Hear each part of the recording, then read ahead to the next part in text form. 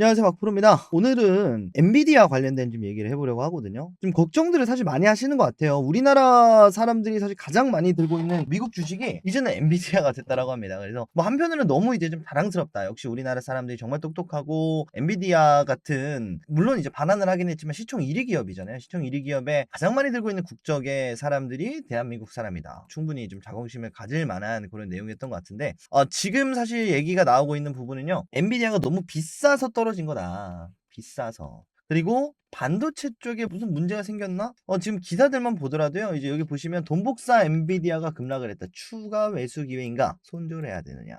일단 어이가 없는 게, 경향신문 기자님께서 이 손절이라는 얘기를 잘 모르시는 것 같아요. 아니면 뭐 자극적으로 썼거나 했겠죠. 그러니까 결국 손실 본 사람은 아직까지는 없을 거예요. 정말 이제 3일 전에 샀거나, 정확히 3거래일 전에 사신 분들을 제외하면. 그렇죠. 그래서 결국은 이제 엔비디아가 궁금하신 분들도 계실 거고, 엔비디아 관련해서 이제 국내 시장 관련주들 같은 계열이라고 하기 좀 그렇고, 어쨌든 삼성전자 빼놓을 수가 없고요. SK 하이닉스도 마찬가지고요. 그리고 SK 하이닉스, 밸류체인, 지금 엔비디아, SK 하이닉스 동맹 또 아래에 굳건하게 버티고 있는 한미 반도체, 이런 기업들까지 해서 대표적인 반도체 기업들, 그리고 우리나라에는 어떤 영향을 줄지, 그리고 반도체 기업에는 어떤 영향을 줄지, 그리고 엔비디아는 앞으로 어떤 흐름을 가지고 갈지, 이렇게 간략하게 영상을 준비를 했습니다. 왜 하락을 했는지 알아야 우리가 대응 타이밍을 잡을 수 있으니까요. 여러분들 간단하게 준비했으니까 영상 시작하기 전에 구독, 좋아요 부탁드리고요. 영상 시작하도록 하겠습니다.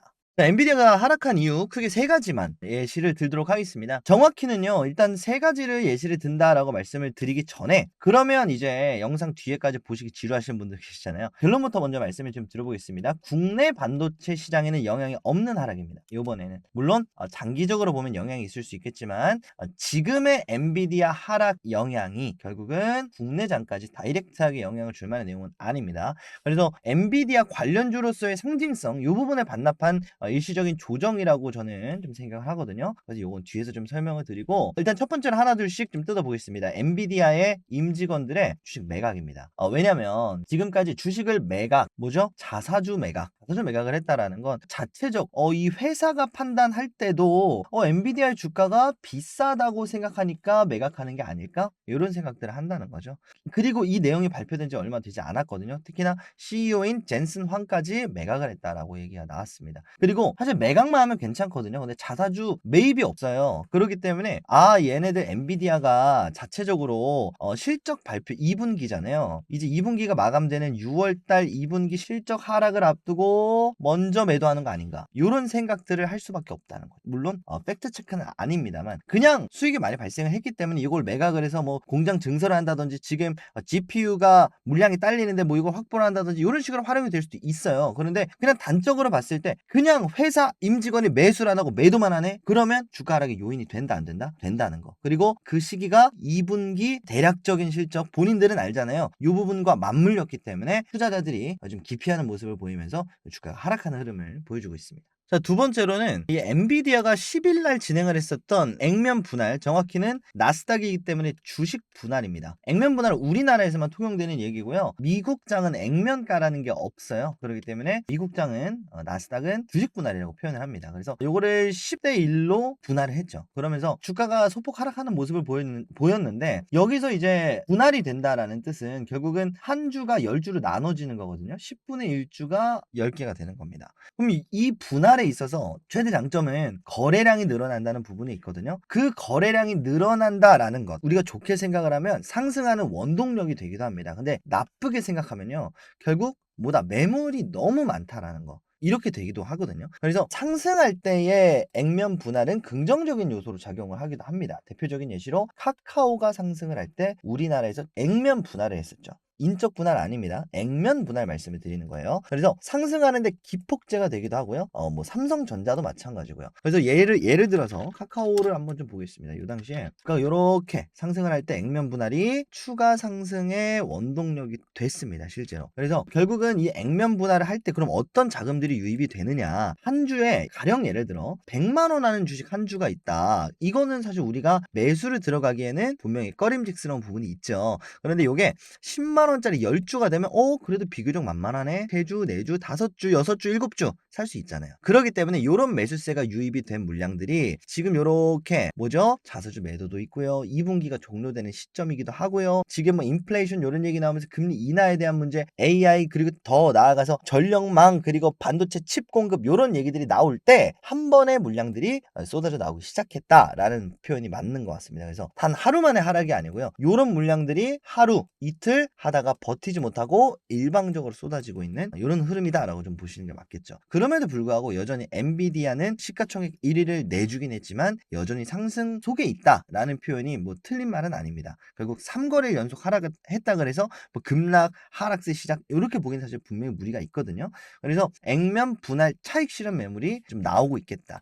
왜냐면 이런 당시에 액면 분할 때 들어온 요 물량들의 차익 욕구를 좀 자극을 했다 이렇게 좀 보시는 게 맞는 것 같습니다. 그래서 이런 분석들이 좀 나오고 있어요. 자, 그리고 마지막 세 번째로는 마이크론 테크놀로지의 실적 발표가 있습니다. 지금 PC 물가 발표와 이제 마이크론 테크놀로지 실적 발표 뭐 두 가지가 사실 동일하다라고 볼 수가 있을 것 같은데 큰 개념으로 봤을 때는요. 결국 PC 발표도 이제 금리 인하를 상징하는 지표고 금리 인하는 더 나아가서 뭐냐면요. 이제 기술주의 영역 그리고 반도체 시장에 대한 전반적인 판단이 나오는 지표잖아요. 그리고 그 지표가 그래도 나스닥에 상장돼 있는 기업들 중에서 대형주들 중에서 물론 이제 메모리 반도체를 HBM 쪽을 생산하는 마이크론이지만 물론 경쟁사라고 표현하기도 굉장히 애매한 위치에 있지만 어쨌든 실적 그 부분에 있어서 반도체 시장에 대한 뭐다 지금 예시가 될 수가 있겠다. 그래서 이제 목요일에 이제 PC 발표 그리고 마이크론 테크놀로지 실적을 토대로 다시 한번 좀 상승을 하는 그런 국면을 맞이할 것인가 아니면 이대로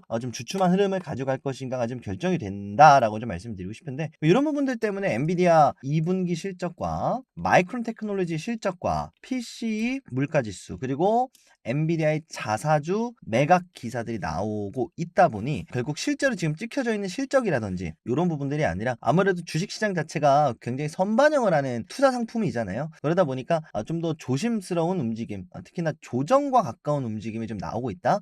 이렇게 좀 보는 게 맞겠습니다. 그럼 결국적으로는 이제 우리나라에 왜 영향이 없느냐라고 제가 표현을 드리는지를 좀 알 필요가 있겠죠. 근데 정확히는 사실 삼성전자 밸류체인 쪽에는 영향이 덜하다가 맞는 표현인 것 같아요. 그래서 삼성전자도 오늘 그렇게 사실 막 강세를 보였다라고 보기는 어렵지만은 그래도 보합권 그리고 오히려 양봉을 만들어내면서 마감을 했고요. 그리고 최근 들어 주가의 흐름을 봐도 마찬가지죠. 결국은 요 라인에서 주가가 어느 정도는 결국 엔비디아와의 직접적인 거래 관계는 아니지만 반도체 시장 그리고 PC 발표 요것도 결국 이제 앞으로의 반도체 시장에 있어서 영향이 있기 때문에 이제 TSMC를 뛰어넘는 삼성전자가 새로운 차기 고대역풍 메모리에 관련된 내용들 HBM에 관련된 내용들을 하나둘씩 발표를 하고 있기 때문에요. 삼성전자 밸류체인 쪽이 조금 더 그래도 지금은 메리트가 있지 않겠냐 정확히는 리스크가 좀 덜 하지 않겠냐 여기 좀 보는 게 맞을 것 같습니다. 그래서 삼성전자 관련된 밸류체인 쪽에서 우리가 좀 익히 들어서 알고 있는 종목들 몇 가지를 좀 소개를 해보면 YC라는 종목이죠. YC는 검사주잖아요. 검사주다 보니까 뭐냐면 수주가 들어와야 돼요. 삼성전자는 사실 새로운 기술을 개발하면 되는 거고 지금 수주를 낸 걸로 실적을 쌓으면 되는 건데 새로운 수주가 들어올까? 결국은 수주가 들어오기 위해서는 실적이 잘 나와야 됩니다. 그러다 보니까 결국 이제 YC 같은 경우에도 2만원, 2천원까지 돌파를 하고 나서 요 라인까지 좀 주가를 하락하는 모습을 만들어주고 있는데 결국 이제 뭐 박스권 위에 상단 박스권을 형성해가는 과정이겠다. 그리고 삼성전자만큼이나 사실 퍼센테이지로 상승을 적게 한 게 아니라요. 상승 퍼센테이지가 말이 안 되죠. 이게 3천원짜리 주식이 지금 22,000원까지 거의 7배, 700% 상승을 했다 보니까 상승한 폭이 큰 만큼 조정 기간이 좀 크게 조정이 좀 크게 왔다 이렇게 좀 표현하는 게 맞는 것 같습니다. 그래서 뭐 YC라든지 삼성전자 더 나아가서 뭐 대덕전자 뭐 PC 관련된 종목들 글라스 기판 이런 종목들은요 어쨌든 지금 나온 내용들과는 조금은 무관할 수가 있다. 왜냐 경쟁사 관련된 우려감으로 엔비디아가 빠졌는데 엔비디아의 경쟁사인 삼성전자 밸류체인이 얘네가 지금 무서워가지고 얘네가 떨어졌는데 얘네가 왜 떨어집니까? 얘네는 오히려 올라가야지 그렇죠? 이런 부분들 때문에 삼성전자 밸류체인은 그렇게 영향이 크진 않겠다. 이렇게 말씀을 드려보고 대표적으로는 이제 SK하이닉스 쪽을 봐야 될 것 같아요. 근데 그럼에도 불구하고 SK하이닉스의 주가는 하락하지는 않았습니다. 특히나 오늘. 근데 대신에 최근에 주춤하는 모습은 보여줬죠. SK하이닉스는 말씀드린 것처럼 앞서 말씀드린 PC 지표라든지 마이크론 테크놀로지 실적 더 나아가서 엔비디아 2분기 실적 발표 이 부분들이 분명히 분수령이 될 것 같습니다. 그래서 보다 리스크가 있는 자리에는 틀림이 없습니다. 다만 굳건하다 이런 게 확보가 되는 순간 이탈했었던 엔비디아에서 이탈했었던 자금들이 다시 한번 쏠리면서 폭발적인 상승이 나와줄 수 있거든요.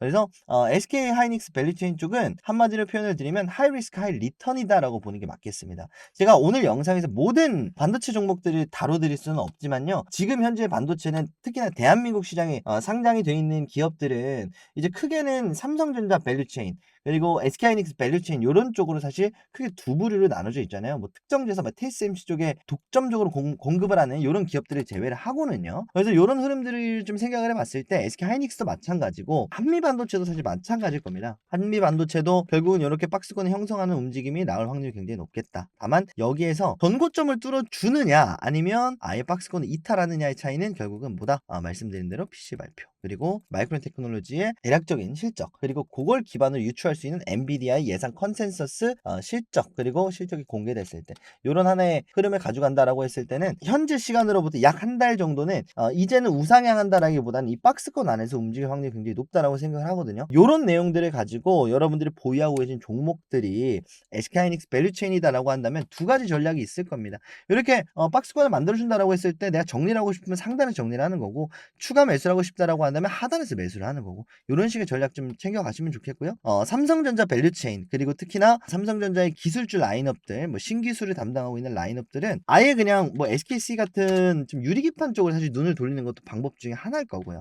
그래서 삼성전자 밸류체인 쪽에서는 어떤 전략을 가지고 가느냐 결국은 좀 엔비디아 그리고 SK하이닉스 쪽에 자금이 일시적으로 유입되는 효과가 있을 수 있습니다. 그래서 한번 튀었을 때 한번 매도를 하는 이런 선택지도 있을 것이고 내지는 앞으로의 반도체 시장 PC 발표 굉장히 중요하다 말씀드렸습니다. 그래서 반도체 현재 실적에는 문제가 없으나 앞으로 시장에 있어서 다음 분기에 있어서 조금 빨간불만 켜지지 않는다면 삼성전자 쪽의 밸류체인이 그래도 앞으로는 추가 상승을 만들어줄 가능성이 있지 않겠느냐. 다만 YC는 주가가 너무 많이 올랐으니까요. 이런 종목들 제가 또 다음 시간에 또 요청 주시는 분들 있으면 댓글 한번 남겨주십시오. 요청 주시는 분들 많으면 제가 종목들 리스트업해서 그 기업들 한번 소개하는 영상을 또 촬영을 할 테니까 여러분들 많이들 도움 필요하신 분들은 참여를 하시고요. 이렇게 영상 마무리할 테니까 엔비디아에 관심이 있으셨던 분들도 마찬가지로 하나의 기점이 될 수 있을 겁니다. 그러니까 남들 너도 나도 그냥 다 엔비디아가 간다라고 하니까 여기서 조금 빠졌네? 지금 기회 아니야? 이렇게 우리가 주식을 해야 되는 게 아니고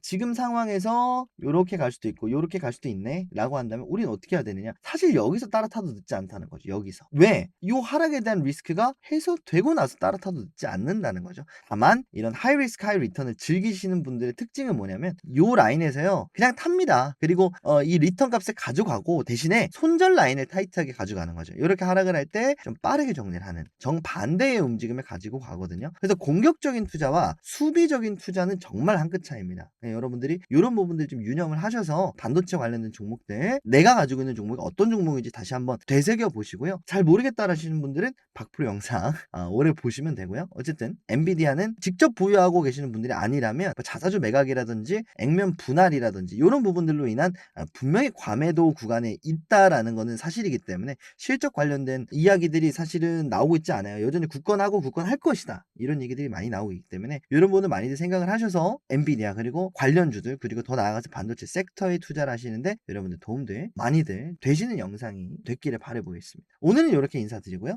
전 다음 시간에 더 좋은 영상, 더 좋은 이야기로 여러분들 찾아뵙도록 하겠습니다. 박프로였습니다. 감사합니다.